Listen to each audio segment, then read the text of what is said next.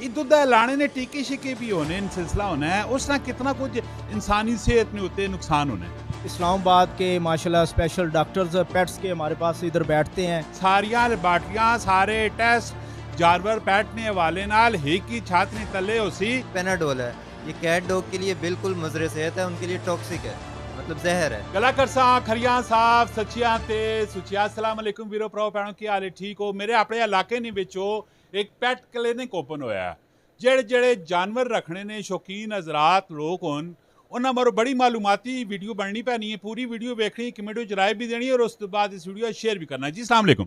अस्सलाम। डॉक्टर साहब ना की तुसा ना? मेरा नाम जी डॉक्टर मोहम्मद यामीन।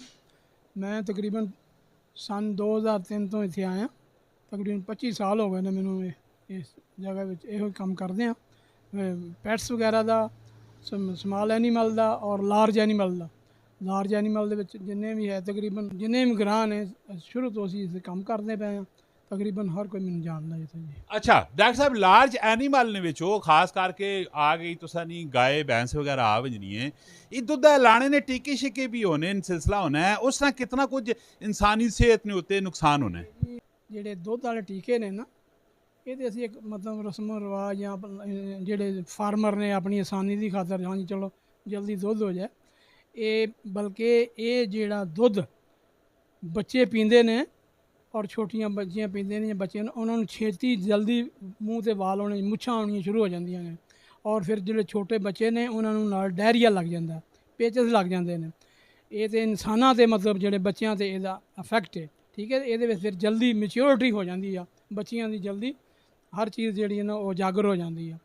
और जो जानवर है वो बार बार रिपीट च आउंदा जिन्होंने लगे होएगा बार बार रिपीट च आएगा।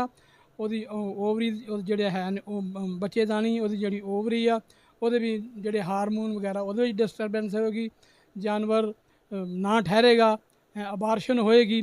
तो बस एक रस्म चली है इस ऑक्सीटोसिन वगैरह जो टीका अगर इस इंजेक्शन ना इतना साइड इफेक्ट है तो फिर यार रेडी लोग जानवर इंजेक्शन क्यों लाने?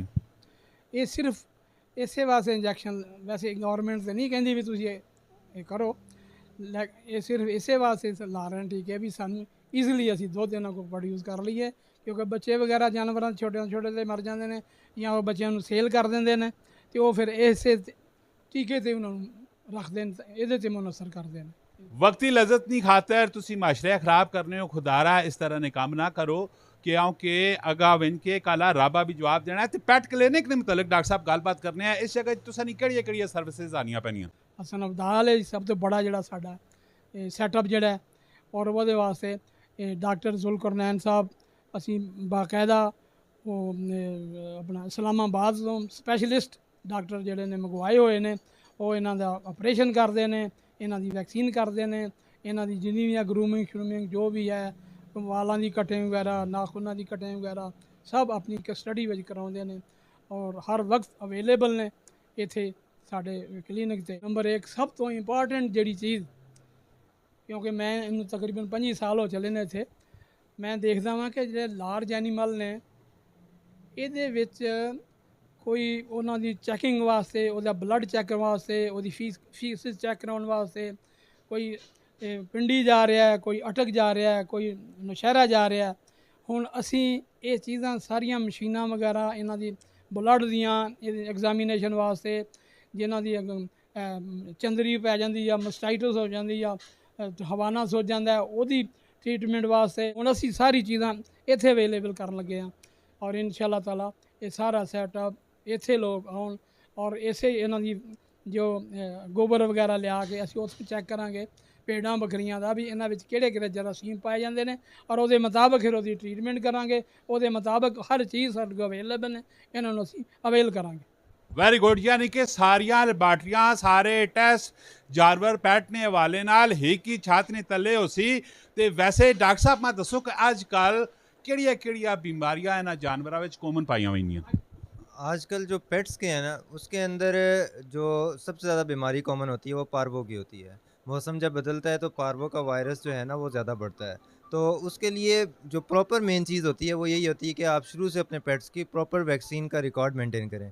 दूसरा ये है कि पेट के जो कीड़े होते हैं वो उनके लिए भी डिवर्मिंग जो है लाजमी करवानी चाहिए। उसके बाद जितनी भी डिज़ीज़ है अगर हो जाती है तो फिर उसका प्रॉपर ट्रीटमेंट करवाना चाहिए। घर पे जो लोग होते हैं खुद ही टोटके वगैरह करने लग जाते हैं, तो उससे बचना चाहिए, बजाय इसके कि फॉर एग्ज़ाम्पल अब पेनाडोल है, ये कैट डॉग के लिए बिल्कुल मुज़र सेहत है, उनके लिए टॉक्सिक है, मतलब ज़हर है। तो ये चीज़ें नहीं देनी चाहिए, बल्कि आपको डॉक्टर से प्रॉपर कंसल्टेशन लेनी चाहिए।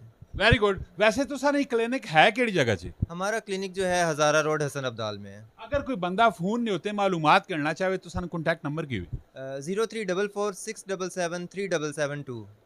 माशाल्लाह। फात भाई कुछ लास्ट में तुसी कोई मैसेज कोई पैगाम देना चाहो इस पेट क्लिनिक ने वाले नाल?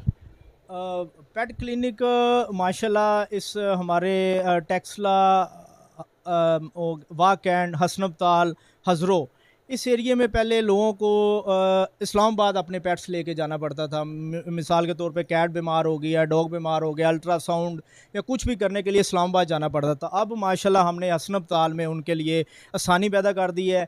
इस्लामाबाद के माशाल्लाह स्पेशल डॉक्टर्स पेट्स के हमारे पास इधर बैठते हैं और उनका ट्रीटमेंट होता है, सर्जरीज़ होती हैं। मतलब है कि हर किस्म की सहूलियात हमने पेट्स की, जो स्मॉल एनिमल्स है उसकी, और इंशाल्लाह लार्ज में भी आगे आगे करेंगे। अभी स्मॉल एनिमल्स के लिए हमने ये मुकम्मल सेटअप बनाया है। लोगों को इससे बहुत ज़्यादा फ़ायदा भी होगा और इधर डॉक्टर साहब के पास आके उन्हें अवेयरनेस भी मिलेगी कि अपने पेट को आपने किस तरह कैरी करना है, किस तरह उसकी आपने हिफाजत रखनी है, उसकी डाइट की, उसकी आपने आगे ग्रूमिंग का भी हमारे पास इधर डॉक्टर साहब सारा सिस्टम है। माशाल्लाह जी। अगर तुसा जानवर रखने ना शौक है, पेट्स रखने ना शौक है, बड़े जानवर तुसा रखे पे डेफिनेटली बीमारी सुस्ती नाल लगी पई ते इस क्लिनिक ने उत्ते तुसी आ सकते हो। अपनी सर्विसेज वगैरह तुसी सारियां ना कोल गिन सकते हो और कॉन्टैक्ट नंबर भी आ गया, लोकेशन भी तुसा सामने उत्ते डिस्प्ले पे होनी है। मिलने अगली वीडियो च अपना बहुत सारा ख्याल रखियो। फी अमानिल्लाह। पाकिस्तान जिंदाबाद।